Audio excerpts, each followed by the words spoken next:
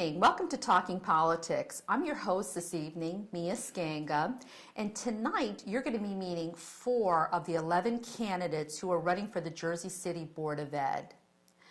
Right now you're going to be meeting with Jerry McCann, my far left, and Angel Valentin, who is the incumbent right now and is running for re-election. So thank you both for being on our show. Thank you. Thank you. Oh, good. So why don't we start with you, Jerry, okay? Because we know why you're running. You're an incumbent. But why are you running for the Board of Ed? Well, somebody once asked me that, and I said, well, I'm running for the same reasons that the other 10 are running. We all obviously have an interest in the children of the city, children of the public school system. We're concerned about how the tax dollars are spent, and we want to make sure that we're getting the most for those tax dollars.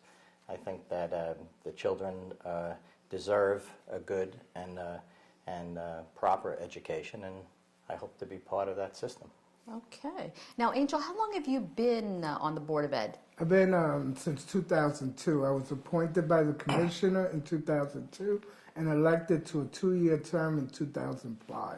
Oh, in 2005. Okay. And you were appointed because, who was it that? The state just appointed 3 liaisons. It was Dr. Perry, Dr. Donnelly, and myself and Patricia Jackson to the board. Oh, okay. And so you have been on the Board of Ed then for, you said, since 2002? 2. Okay, so that's like 4 years or so. Okay. Those 4 years, what would you say has been your greatest accomplishment being on the Board of Ed? Well, I've seen that the district is moving forward. We have like 12 schools that are making progress, that the grades have been improving in the last 2 years. I have children in the district, and I have the children that I have, they are like role models to the district. My daughter went to the accelerated program in the district. It's now a student at McNair. And the thing is that I like to work with a lot of the parents, because since 1980, when I came back to Jersey City from graduating from Rutgers, I've been involved with a lot of nonprofit organizations trying to help out the community, especially a lot of single parents that we have in our district. Oh, okay. So your connection to the school system is that your daughter is a student there, right? My daughter's a student. I have a son that goes to MS4, but also the connection is that I've been involved in a lot of programs in the Jersey City Public Schools since I graduated from Rutgers.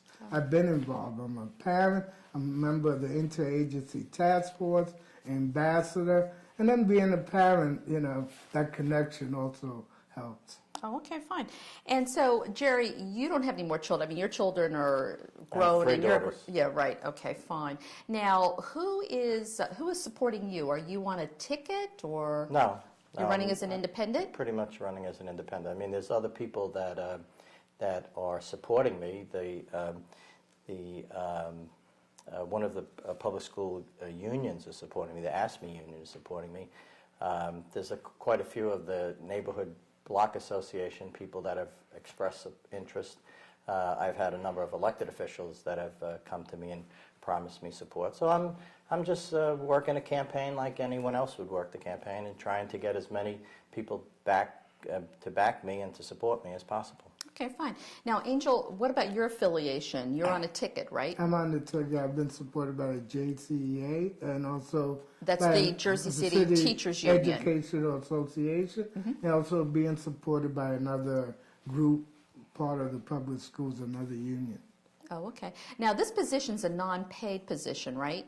As far as I know. Right, okay. Because some of the people on JC list don't realize that, okay. Are there any benefits at all in terms of like health benefits or anything like that? There's no benefits. No benefits. You put like 40 or 50 hours a week, and when you're a parent in this district, it multiplies, because you have to attend, you know, the functions of your children at their respective schools. So what motivates you for another term then, since you've because been there for about 4 years? I see that the district is moving forward, and I want to be part of that. And when I was a liaison, I went, you know, you get involved with other school boards throughout the state, and you see that some of the issues, they are the same. Okay. Now, Jerry, how do you think the Jersey City schools have fared in the last 17 years being under state control? Well, they failed. I mean, it was poor before, and I think that the reality is it has not gotten better. Especially, it hasn't gotten better for the amount of money that they spent. The school budget was barely, well, it was about 300 million, 200 plus million at the time before the takeover. What's the time? Some people might know. 1889. Okay, 1989 was about 200 million and change. And now it's 632 million. So Right. it's substantially more dollars, but the actual amount of students are less. So the student population has declined, but the school budget has dramatically increased, and then the number of personnel has dramatically increased. There's almost 6,000 employees working in the school district with 29,000 children. Wow. So I mean, there's it's less than 1 to 5 Right. of employees to students. So it's kind of a little a little bit disproportionate. And then when you look at what has been the results of the education, they say that they've made progress. They've made progress from failure. So when you're at the very bottom, then any progress is progress, but it isn't what should be expected for the amount of money. I remember the teachers once told us that if we got paid more money, we could do a better job. Well, now they're getting paid more money, and that part of the job has been done. They're getting paid more money. The problem is that the children aren't. Right. So I'm assuming from all of this, you are definitely in favor of local control. I think ultimately that's the answer, because then at least, and I think even probably Angel supports it, that then at least we control our own destiny. What And about the funding from the state, though? That's the big concern. They're Well, going to remember, cut back on that. the interesting thing is that because I was part of the lawsuit, we sued the state of New Jersey Right, I and remember. created the Abbott decision back in the early late '89, beginning of 1990, and I was part of that lawsuit. I sued. We funded the Education Law Center to sue. And we funded them years before that. I thought that was done in the 70s, though. The whole No, Abbott that was that was not the Abbott Abbott- decision. That was the Robinson decision, Robinson-Cahill decision, and the '76 income tax was a result of the Robinson case. Oh, okay. Then the Abbott decision, we did sue in the early '80s, and that lawsuit continued until a decision was made by the Supreme Court. But the thing that people forget is that the state opposed the decision. The state opposed the Abbott decision, Right. and then they took over the school system and then took advantage of the Abbott decision by then taking over control of the school system and then taking control over the hiring and the firing and everything else that came with state control. Right. So So what do you think? I mean, obviously Jerry doesn't think that there's much of an improvement, and the articles in the Jersey Journal about some of the ways the money's being squandered with the overtime on painters and janitors and whatever. What do you think about the job Dr. Epps has done or is doing? Well, like the mayor mentioned, it's the state. We're under state control, and as a board, at times we're powerless. We become an advisory to the district, and that's because we could vote on items and not vote on items, and they could, be vetoed by the state. So at times we're powerless, What about on the budget? Are you powerless on the budget? Yes, we are powerless on the. Wasn't the budget up for a vote last night? It was up for a vote, but there were some items that when it was introduced last night, and that budget that was introduced last night, some of the things that are going to be cut are not on that budget. Were not presented to the public. Were not presented to the public. Okay. And that's my concern. Oh, okay. Items that are going to be cut were not presented to the public. Right. Okay. There's some leases that we're going to eliminate this coming year. That was not part of the introduction last night. That doesn't make any sense, but I'm not impressed by the Mayor, financial controls. I think the part of the problem is, and I don't blame any of the board members, I think the problem is that you really need an activist on the board who's going to rattle the trees. That's what I hope to do.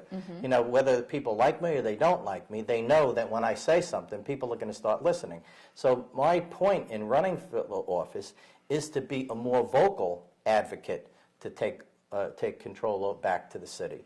So whether the state commissioner says that they can veto it, believe me, I will cause enough of a stir for that state commissioner and everything that they're doing. I'll audit everything that they do. Every nickel that they approve, Well, somebody's I'll got to go start after. looking at the money. But that's what I'm trying to get to, is that it is, all you have to do is start making Oprah requests, and you can get to the bottom of a lot of the things that they do. And I think that what's happened is, over the years, they've just allowed things to be swept under the rug. And I don't blame the superintendent. I'm not blaming anybody. What I'm saying is that whatever happened in the past is the past. I'm going to deal with from this point forward. If there's something that was happening improper in the past, I'll look at it. If somebody has ideas, I'll look at it. But I want to just show you something, only because I brought it with me. You mentioned, painters and things like that. Oh, the overtime was astronomical. Well, no, I just want to show you. This is the overtime of the ASME union. This is the list of all of the positions. Well, you should show it up to the camera. And the amount. But I just wanted you to see the thickness of it, because this is the number. This is the number. Now, For what's the time period on that? that's for the 1 year. For 1 year. This was Okay. for that 1 year. Now, Okay. this. Now, which union was that again? That was the ASME union. This is the teachers' overtime, with each one of their names, which is 4 times the amount in dollars in overtime.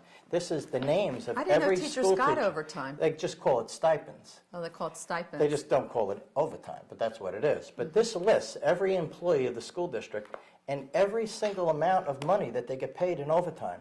So on one hand, the paper made the story about, look at all the money the painters are getting, and Well, there's they were no making doubt. $250,000. Well, look at this. Then you can see where the money's going. This lists every employee. Right. Well, we're starting to run out of time here. In fairness to the board, last night, a lot of the board members were displeased with the way that the budget was presented. Right. I mentioned at the board meeting, which Angel realized, the budget didn't even add up. Didn't even add up. That when they added the budget numbers didn't balance. Right. And when I questioned them where was the money coming from, they said, well, it's surplus. And I said, what surplus? They said, well, for the past 4 years, we've been generating $20 million a year in surplus. And I said, well, the city and the county are running on bare bone budget, and you have a $20 million surplus, and you're cutting programs. You're telling places like Angel just mentioned, you're cutting their spending, but you have $20 million worth of expenditures that you have no intention of spending. I think that there's a lot to be done. And there were questions over the secondary initiative, which is going to cost close to $5 million. Where are the dollars going to come from? So where are the dollars coming from? Well, that's what It must be that surplus. Maybe they have a bigger surplus. well, we voted on the number, on the 6,032,000, and that was basically it. That was in general what the board voted last night, the general number. Now we have to go back to where are we going to cut or where the money's coming from. Oh, okay. Maybe when I get there, I'll cut it. Don't worry. I'm going to give you guys 30 seconds each. Why should people vote for you? You can start first, Jerry. 30 seconds. Well, there's no doubt that I'll be an advocate for the people of Jersey City, its children, its parents, and all of its taxpayers. I work hard at everything that I do. I don't stop until I find what I'm looking for, and I promise you that I'll find every dollar that's being misspent in that district.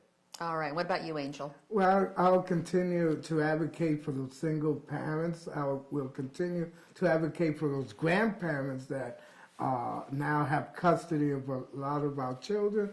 I will advocate that our schools become safer, because that's another issue that as a board we need to start dealing and working on.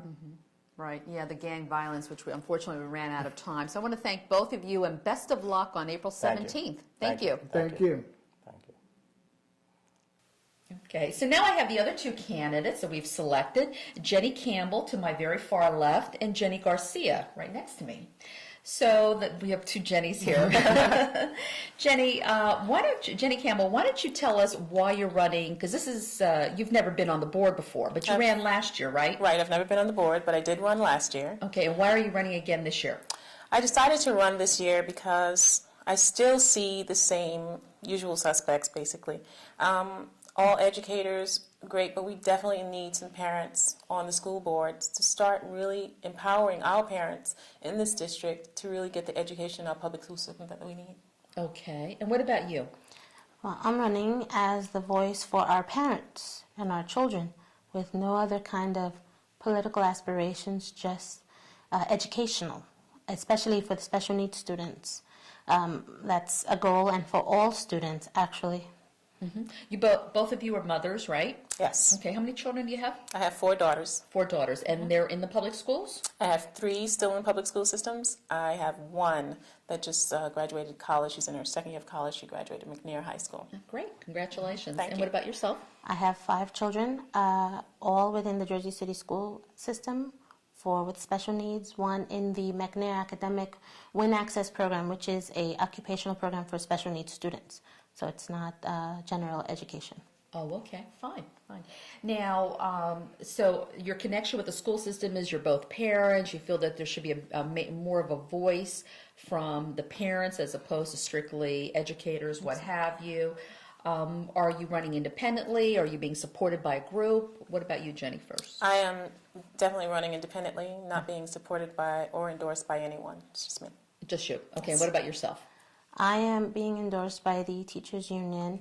I believe also other members of our Hispanic community, but that all does not really matter to me. I'm my own person.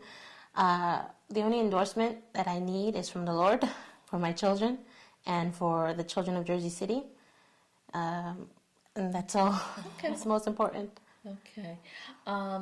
Jenny, how do you think the Jersey City schools have fared in the last 17 years under state control? Wow. For me, personally, I don't think they've fared any better than when they were at local rule.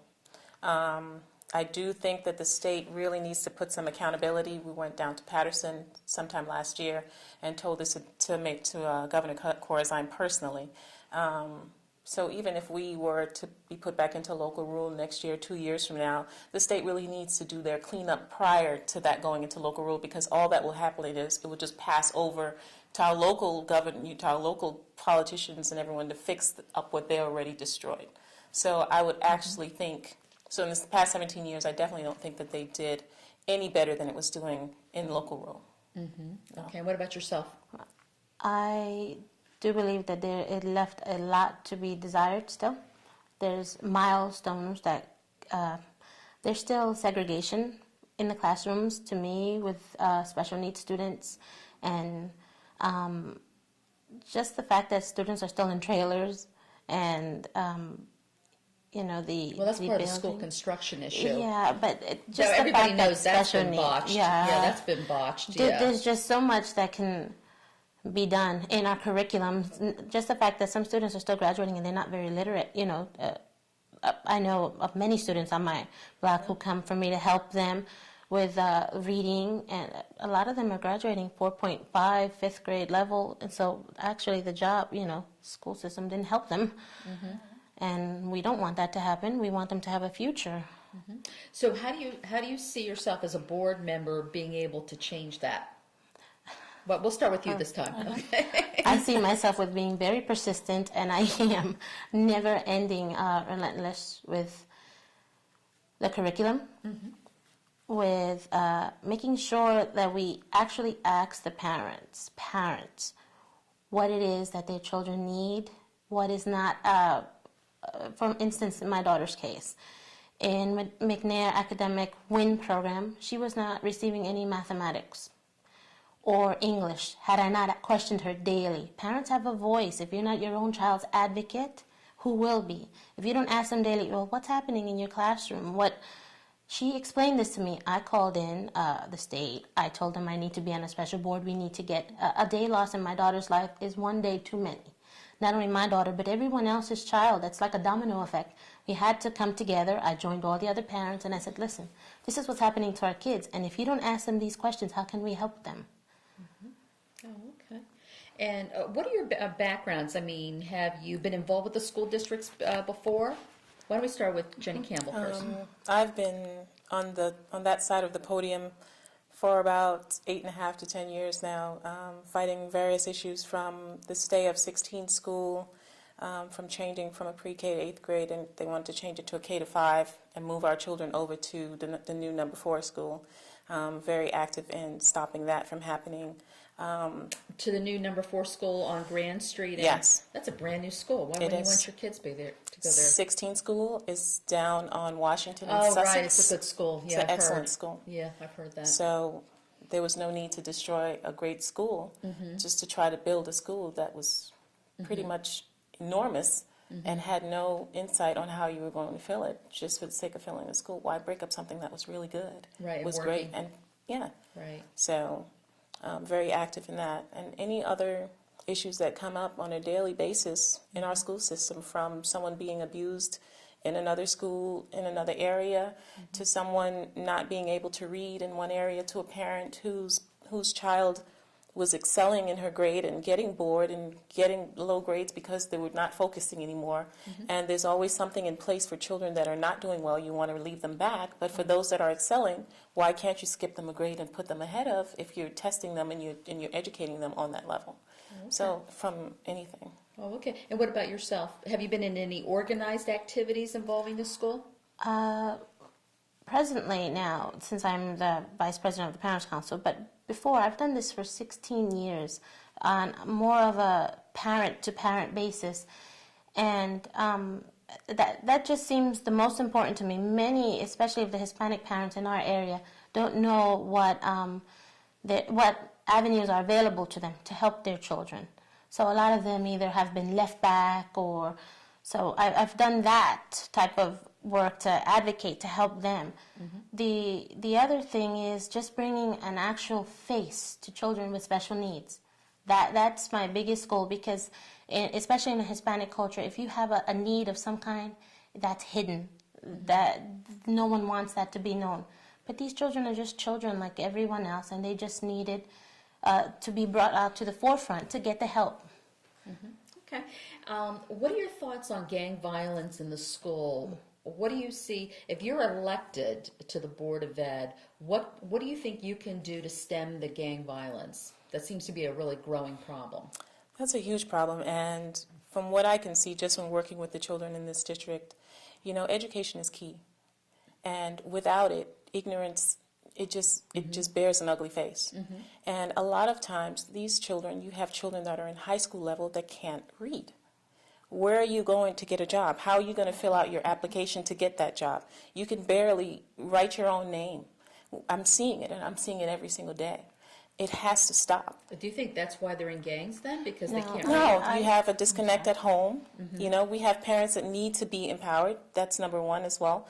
Parents need to focus on their children and really spend that time. I don't know if the Board of Ed can do So, anything about that. I There are a know lot of what we bad can- parents No. out there. Well, that's A lot also of the people who truth. shouldn't be parents who are parents. That's also the truth, and you have this huge initiative in the board where they have this Parents as Partners conference every single year, where they spend thousands of dollars for that conference every single year. They need workshops to assist with parenting on a continuous basis. Parents need to be helped. They need the resources. These are things that need to be funded. We are funding a lot of different programs on a never-ending basis. Although you have You are aware that the budget's $632 million, right? and we're not talking, and we're also not talking about the disparity money that comes in as well.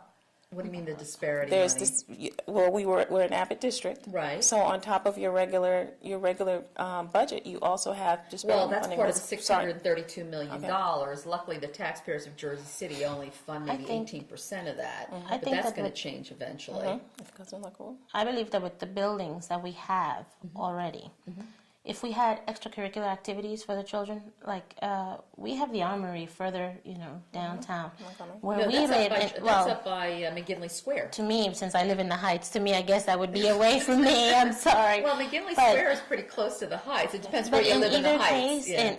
in our area, you see the children outside. If they had somewhere to go, if we had more, sports, we only have, Persian Field. There's always, I'm not saying extra money, just what we already have. Let's utilize it. That way, it gives the parents avenues. True, there are parents, like you say, that may not. I don't think there's a parent that doesn't care. I just think that they just don't know how to handle certain situations. That as empowering parents, if we come together, whether we are on this board or not, the main focus here is to think about our children, to try and get our parents to come together and work as one to get the help for the children that we need. Okay. What are your thoughts in terms of fiscal? I mean, what were you thinking when you read the articles in the Jersey Journal about painters with overtime making $200,000 and janitors making $200,000, and of course they're all going to, retire on these hefty pensions that we'll never see. I mean, what were your thoughts? I mean, what are your thoughts in terms of the fiscal? Because that's part of a major responsibility of being on the board. Accountability, lack thereof. That's the first thing that comes to my mind. I mean, the frustration is out the door, and now you have to think about regrouping and thinking about how you can fix it. And you think about those children that are suffering on a daily basis, and those are the kind of things that are going unmanned, but you have a zero tolerance program. Those are the kind of things that it just incents you to make you get up and get some fire under you and start to fight for the education of our children. Refocus those energies.